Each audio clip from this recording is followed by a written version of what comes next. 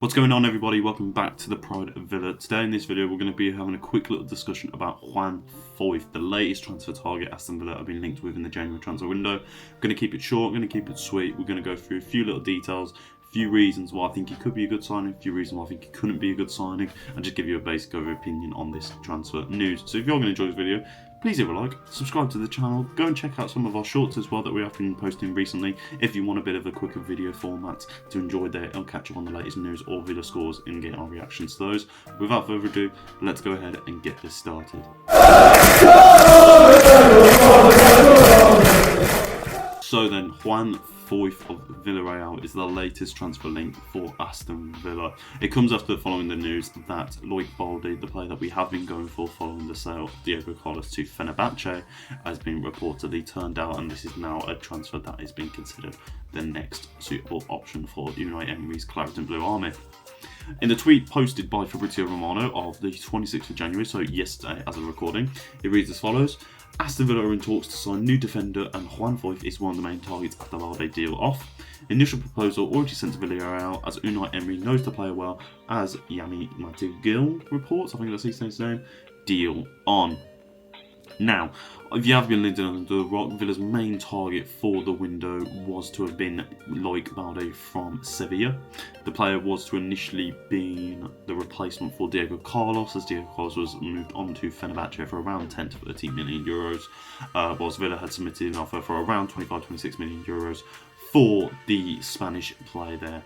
Now, unfortunately, that player transfer did not come through. The player has reportedly rejected the offer and willing to propose and stay at the Sevilla project, which is fair enough. You know, we bid a good amount of money, to be fair, for him, but if the player wants to stay, then the player wants to stay. There's nothing really you can do about that. So now it's about going on to a substitute option, and our substitute option appears to be another player from Villarreal, somebody that Unai Emery clearly has connections with in Juan Foyth. Now, obviously coming in from Tottenham a few years back, he didn't look exactly the best, but bear in mind he was still a little bit younger. That was like, what, 5-6 years ago? He's 27 years of age now, so he's probably had a lot of years to grow up, a lot of years to wisen up. And in fairness to him, there have been some good games from him at Villarreal. We can all remember the game against Manchester United in the Europa League final about 2020, I think it was, where he played a crucial role in that, seeing Villarreal to over their next European League fixture.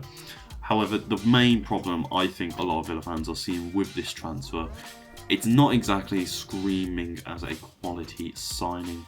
We're signing somebody here that, for all intents and purposes, is going to be a squad player. Now, whilst some people may say that's all right, because, you know, we've sold a squad player, we need to replace a squad player, we need somebody really that's going to challenge for the position. Now, bear in mind, if you did watch yesterday's game against... Oh, I forgot the bloody game that we watched yesterday. West Ham United. Timings did go off, so it was a bit questionable there. Lucadine being moved into that position had an absolute stinker of a game in centre half. But bear in mind, we don't have any of the registered fit centre halves other than Ezri Konsa. So you've got to sit there and think, well, what the hell are we going to be playing then? You know, Pau Torres is still injured. We don't know how long Mings could be out for. Hopefully it's only a month, as he reported not to be a serious injury. But you've got to sit there and think, what is it really that Villa need going forward? And I just don't see Juan Foyth being that. In over, 120, 130 appearances in club football, over 100 with Villarreal now.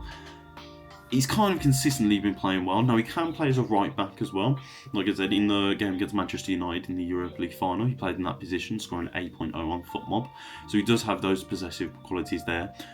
But then it's like, does he physically and defensively have the attributes that we need? It's kind of the same with Pau Torres. He isn't physically the biggest built defender in the league, and that's kind of what Tyrone Mings offers in that sense, of where Diego Pau Torres might be able to offer resolute defensive mindset. We've got Tyrone Mings with a more strong, bullish type of attribute. And it's kind of the same with Diego Carlos. For a player that is so physically imposing as he is, that's kind of what Konsa makes up for in the actual defensive and tracking back of his game.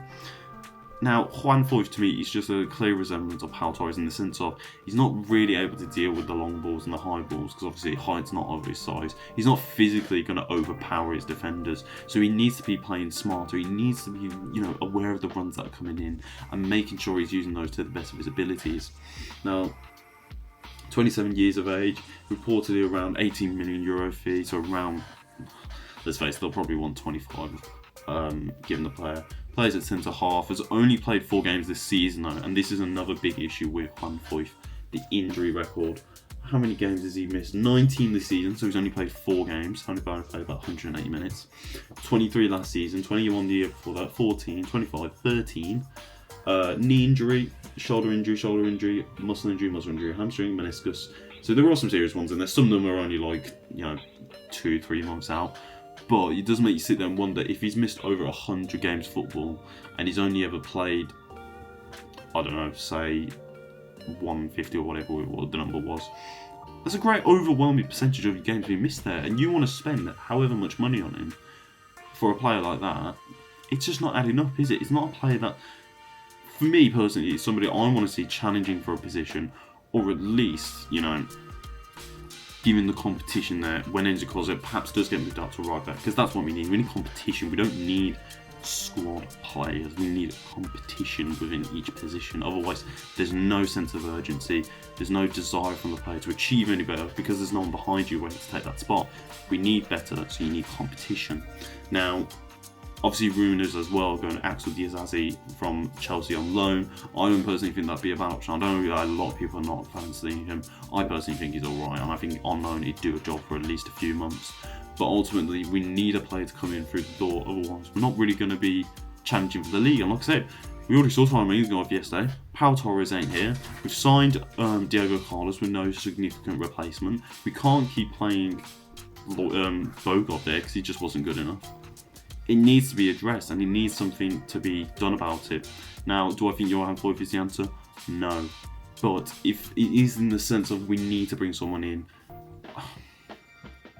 I know it's going to contradict what I just said here, but I think it's actually something we might well consider, because again, I'd rather take somebody than nobody. I would argue Diazazi would be a much better option for the next 6 months rather than Juan Foyth. However, if we need to go for a player, then that is somebody that we can consider there. But that is a quick reaction to the instant transfer news of Juan Foyth. Let us know in the comments down below if you do think this is going to be a good transfer or not.